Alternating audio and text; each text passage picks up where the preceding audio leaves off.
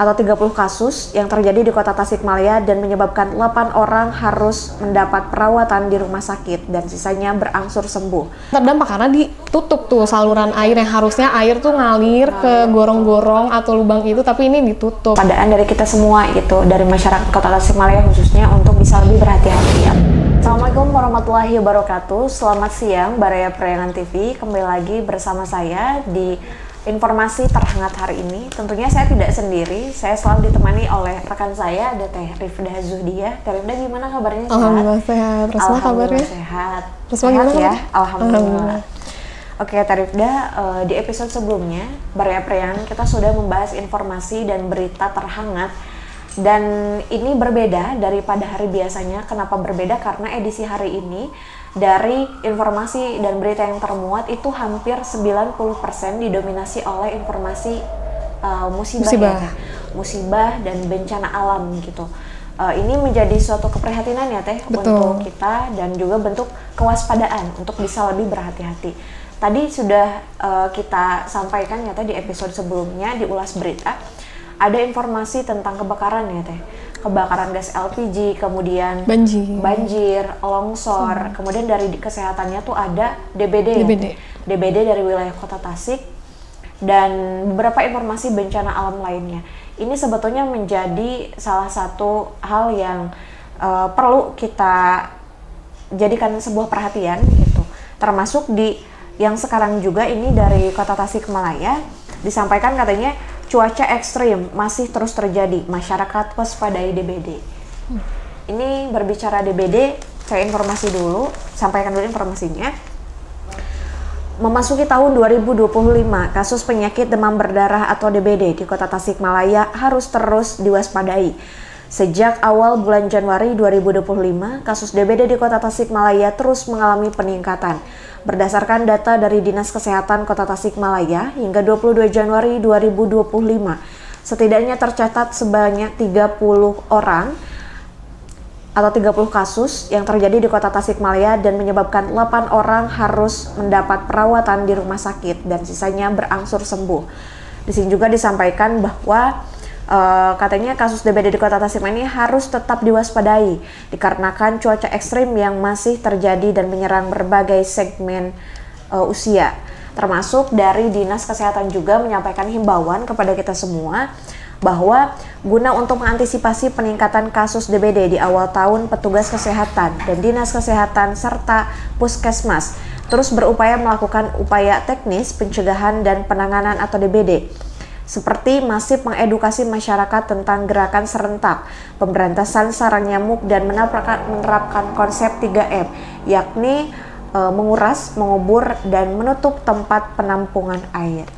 Nah, dari informasi tersebut Teh, memang miris ya, karena kita ketahui bersama Baraya Priangan TV, dari akhir 2024 ya Teh, sampai sekarang udah mau akhir 2025 di bulan Januari, itu memang cuaca ekstrim terus datang ya Teh, dari mulai hujan disertai angin kencang juga, dan itu sebetulnya dari pandangan kita juga kayaknya menjadi salah satu faktor yang dalam adanya penyakit DBD ini, karena kalau nyamuk itu kan tidak akan jauh dari genangan air ya Teh, terlepas dari jentik juga sama. Itu jadi salah satu faktor utama gitu dari adanya penyakit DBD, termasuk tadi menyerang semua segmen ya, tapi didominasi oleh anak-anak dan remaja.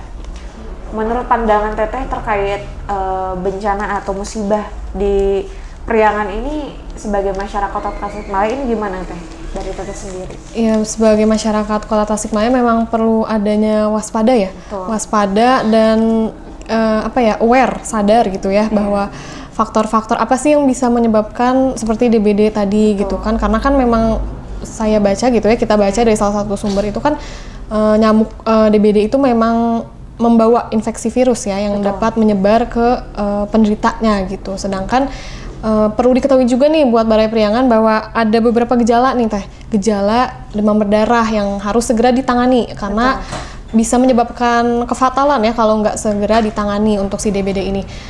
Kita bacakan dulu ya Teh dari salah satu sumber. Ini gejala demam berdarah yang perlu menjadi perhatian nih untuk Baraya Priangan.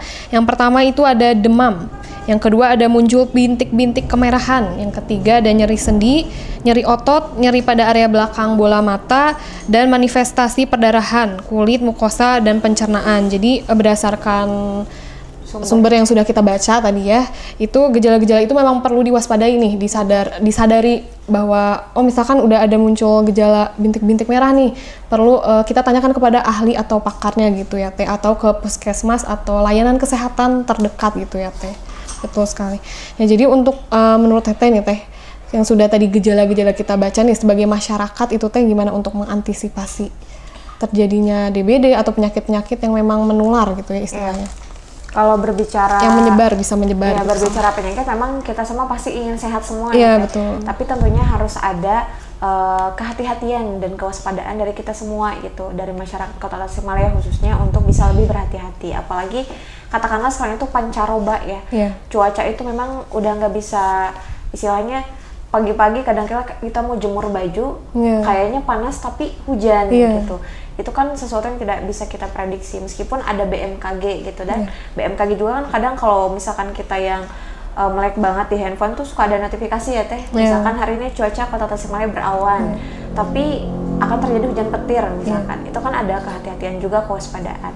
Nah, adapun tadi dari pencegahan memang perlu diperhatikan juga betul tadi yang dari sumber yang sudah disampaikan. Kalau misalkan sudah ada gejala semacam bintik-bintik, demam, kemudian apa tadi? Nyeri otot, terus yang di belakang mata bola itu mata. Dari bola mata itu memang perlu menjadi perhatian kita semua gitu. Kadangkala kalau misalkan tidak langsung ditanyakan kepada bagian khusus kesehatan, misalkan di puskesmas terdekat gitu, kita nanti akan terlena oleh keadaan sehingga pada akhirnya kalau sudah urgen sudah panas terus nggak turun berhari-hari, kita baru ke layanan kesehatan gitu. Nah, itu tuh sebetulnya tidak dianjurkan. Jadi yang bagusnya itu ketika sudah ada gejala kita baru langsung segera. Karena kalau berbicara panas apalagi anak-anak itu kan sangat membuat riskan sekali ya, khawatir riskan sekali. Termasuk tidak hanya DBD juga, semacam tadi banjir juga kan sebetulnya banyak ya faktor penyebabnya, dari mulai lingkungan misalkan membuang sampah sembarangan, atau misalkan hal-hal yang di luar penyebab karena manusia misalkan, karena memang faktor alam. Itu juga sebetulnya kalau di situ memang melibatkan manusia, tentu kita juga sebagai manusia harus bisa lebih waspada ya. Betul sekali. Seperti itu. Kebakaran juga tadi, longsor, itu kan longsor jelas ya bencana alam. Seperti itu. Dan dari Tekrikda sendiri nih berkaitan dengan longsor ataupun banjir gitu. Dalam hal ini kita sebagai manusia yang istilahnya harus bisa menumbuhkan kesadaran untuk bisa peduli terhadap lingkungan, katakanlah. Itu dari pandangan Teteh sebagai masyarakat itu seperti apa Teh?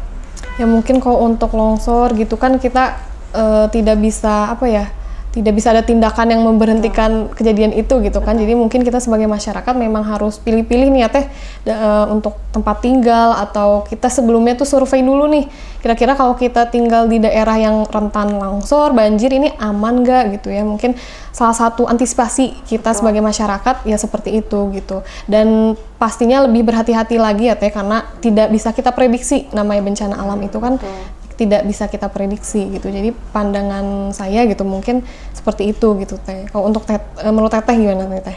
Untuk longsor banjir. Kalau longsor itu betul ya. Kalau longsor kan kategorinya bencana alam yang memang di dataran ini ya. Kalau longsor tinggi. Di dataran tinggi, dan biasanya memang daerah-daerah yang kabupaten biasanya kalau longsor, karena kalau di wilayah kota jarang ada dataran tinggi ya. Kalau di kota karena memang lahannya rata-rata sudah habis oleh perumahan, pembangunan. Biasanya kan terjadi di kabupaten. Memang itu nggak bisa dielak kalau bencana alam gitu. Nah, kalau semacam banjir itu bisa kita antisipasi, tapi dalam artian yang berhubungan dengan misalkan kayak membuang sampah di selokan sampai numpuk gitu kan, tersumbat. Nah, itu juga bisa menjadi salah satu faktor di luar daripada yang bisa kita kendalikan. Gitu.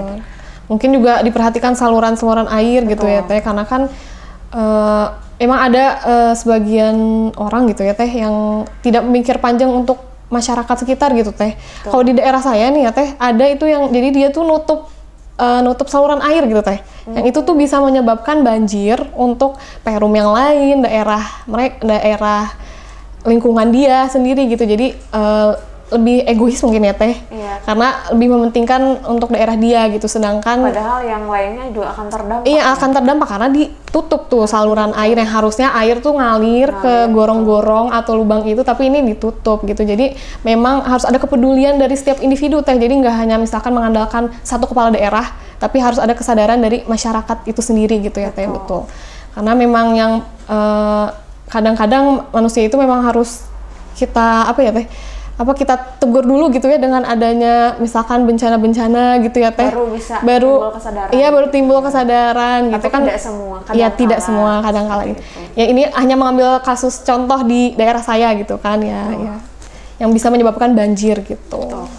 Nah, dengan adanya informasi-informasi di hari ini yang memang kebanyakan didominasi oleh musibah dan bencana, tentunya kita juga harus bisa lebih waspada. Yang pertama, lebih waspada dan lebih menjaga ekosistem alam. Supaya alam dengan manusia bisa seimbang gitu. Jadi kita tidak bisa hidup tanpa alam, dan alam pun ikut andil dalam kehidupan kita. Ikut terlestarikan gitu ya. Nah, mungkin Baria Priangan TV itu saja yang bisa disampaikan. Semoga informasi yang kami sampaikan bisa bermanfaat ya teh. Dan mohon maaf apabila ada kesalahan dari yang sudah disampaikan. Mudah-mudahan nanti di episode berikutnya kita bisa mendapatkan informasi yang lebih menjadi kabar gembira ya, dan tidak lagi, mudah-mudahan tidak lagi terdengar banyak sekali bencana. Kita doakan untuk seluruh warga masyarakat di kota maupun di Priangan ini, mudah-mudahan bisa terjaga dan terlindungi dari segala sesuatu yang bisa menjadi kerugian gitu ya, atau menjadi bencana untuk kita semua. Mudah-mudahan. Mungkin itu saja yang bisa disampaikan. Saya Rosmayanti pamit undur diri, dan rekan saya Rifda Zudia. Oke. Nun wal qalami wa mayasturun wallahul muwaffiq ila aqwamit thoriq. Wassalamualaikum warahmatullahi wabarakatuh.